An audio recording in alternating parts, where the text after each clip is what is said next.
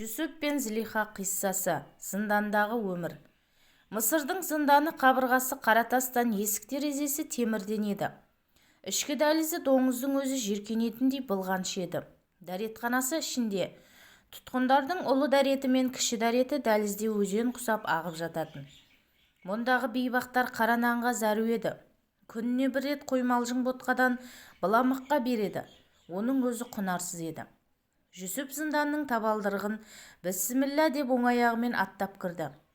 Сол-ақ екен қараңғы қапас жарқырап сала берді. Тар бөлме кеңейіп кеткендей көрінді. Мүңкіген сасық иіс лезде жоғалып, Жүсіптің қою шашынан ескен райханның хош иісі түрмені бақшаға ұқсатып жіберді. Неше жылдан бері сасық иіске тұншығып жатқан бейбақтар жұпар иіске елітіп талып қалды. Олар мұндай хош иіске үйренбеген еді. Жүсіптің таңғажайып бейнесіне тамсана көз тастап қатты да қалды. Бірақ Жүсіп топырақ сипат адам еді. Ол түрменің ең лас, ең былғаныш жерлерін еш арланбастан, жеркенбестен өзі тазалай бастады. Басында мұны бәрі мазақ қылды. Алланың сүйген құлы оған мән берген жоқ. Дәретхананы да мұнтаздай қылды. Лас ыдыстан ас ішпеді. Түрмеге періште кіріп кеткендей болды. Бірнеше күннен соң оған басқа да тұтқындар ілесіп, түрменің ішін тілімен жалағандай қылып тазалады. Жүсіп зынданға түскелі ас-ауқаттары да жақсарды. Олар патшалар жейтін тамақтарды жейтін болды. Себебі баяғы саусағы кесілген қатындар Жүсіпке ғашық еді. Оның қамалғанын естіп, сұлтандар жейтін астың асылын пісіріп, түрмеге аста көк сәлемдеме жібере бастады.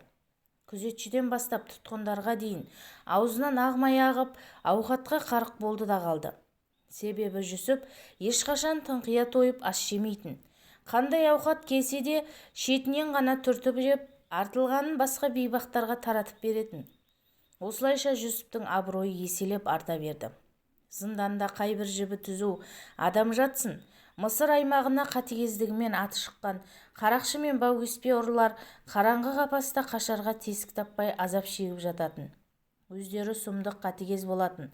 Күштілері әлсіздерін итше талап, реті келсе сұраусыз өлтіре салатын. Жүсіп келгелі мұнда таңғажайып мұғжизалар қатарынан қайталанды. Ол өлген жүректің тірілуі еді. Баскесер зұлымдардың өлген жүрегі тіріліп, адамшылық жайлы ойланатын халге жетті. Жүсіптің мұндай деңгейде ұлық бола тұра топырақ сияқты бәріне бірдей қызмет етуі бәрін есеңгіретіп қойды. Көрші-көршіден өнер алады, қауын-қауыннан рең алады деген осы екен. Жүсіп келгелі түсі суық, түрі залым, жүрегі қатты мінезі нас залымдардың түр-тұрпаты мен кескін келбеті көркемдене бастады. Жүсіптің ішкі сұлулығы мен сыртқы сымбаты оларға ақырындап жұға берді. Осылайша зынданның іші көрікті кісілермен толды. Абақтыда тамаша тәртіп орнады. Жүсіптің ақ дегені алғыс, қара дегені қарғысқа айналды. Бұрын тәулік бойы тыным таппай тұтқындармен арпалысып жүретін күзетшілер жандары жай тауып рахат өмірді бастан кешті. Олар бұрын зындандағы жұмысынан мезі болып үйіне кеткенше асығатын. Енді керісінше болды. Олар Жүсіптің таңғажайып дидарына назар салып, оның тілінен тамған илахи уағыз насихатты тыңдау үшін түрмеге асығатын болды. Тұтқындар жүрегі жұмсарған сайын тәубеге келіп, өткен істеріне өкінетін болды. Олар жасаған қылмысын айтып ағынан жарылатын. Күніге кешке Жүсіпті ортаға алып сұхбат құратын. Бір күні Жүсіп бүйдеді. «Сендер бұл жерге қалай түстіңдер, білесіңдер ме?» деп сұрады. Олар: «Иә, біз әділетсіз патшалардың кесірінен түстік. Егер олар байлықты тең бөліп бізге қарасқанда мұнда түспек едік» деп жамырады. Жүсіп бірінен сұрады: «Мансұр, сен мұнда қалай тап болдың? Мен бір байдың керуенін тонап байымақшы болдым. Байлық саған неге керек? Үй сатып алу үшін. Үйім болса күйім де болады деп ойладым». «Келте ойлайсың, Мансұр. Үйді сатып алуға болады, бірақ үйдің берекесін сатып ала алмайсың. Жапар, сен не үшін зынданға түстің?» «Мен бір байды өлтіріп, жас тоқалын тартып алмақшы болдым. Артынша ұсталып, тұсалып қапасқа тасталдым». «Әй Жапар-ау, ақшаға әйел сатып алуға болады, бірақ оның махаббатын сатып ала алмайсың ғой. Халил, сен қайдан жолықтың бұл бәлеге?» бір жесір қатынның үйін тонап, өзін өлтіріп, алтындарын тауға апарып көміп тастадым. Онша көп алтын саған неге керек? Қашанғы лашықта тұрамыз? Біздің де бірақ сарайда құс төсекте шалқып жатқымыз келді. Халилжан, ақшаға құс төсек сатып алуға болады. Тәтті ұйқы сатып ала аласың ба? Тұғайыр, сен ше? Сен не бүлдірдің? Мен бір саудагер қартты балтамен турап, бүкіл сандығын арқалап кеттім. Ол байлық саған неге керек болды? Қашанғы кепкен балық жей береміз. Бізде бір тауықтың еті мен балықтың уылдырығын асағымыз келді.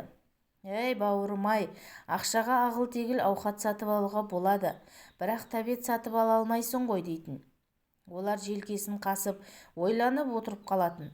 Уақыт өте келе ұры-қарылар да терең мағыналы сұрақтар қоятын халге жетті. Олар, ей Жүсіп, біздің бақытты өмір сүргіміз келеді, бірақ сол құрғырың сағым сияқты ұстатпай-ақ қойды ғой. Тіршілігіміз неден бастасақ ақылды арнаға тоғысады, деді. Жүсіп, шынды білгісі келген адам, әмәнда мына 3 сұрақтың жауабын табуға тырыссын. Олар, бұл пәнеге қайдан кеп түстім?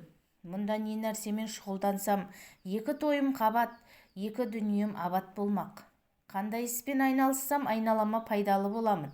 Ең соңғысы, өлгеннен соң не боламын? Шыбын жаным қайда барып тұрақтайды? Міне егер осы 3 сұрақтың жауабын табуға шыңдап кіріссеңдер, көкірек көздерің ашылып, хикмет бұлағынан сусындайсыңдар, деді. Әй Жүсіп, сен солай дегенде қуаттанып серпіліп қаламыз.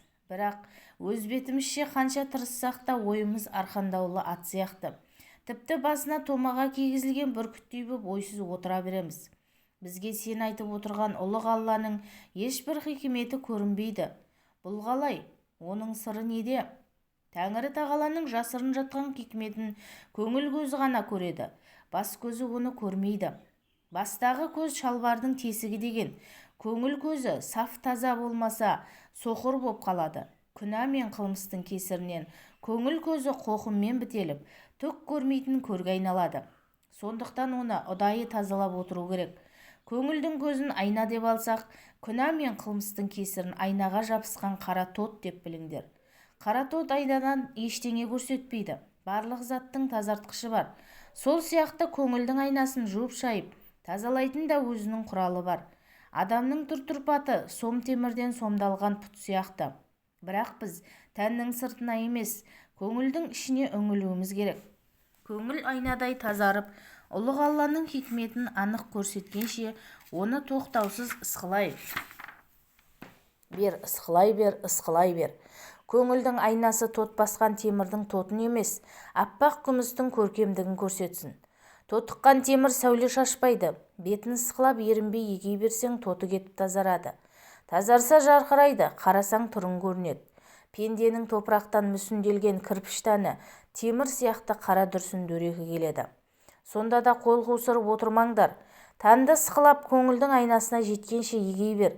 Әбден қашалып ысылғанда ішінде құпия жатқан періштенің сипаты көрінеді.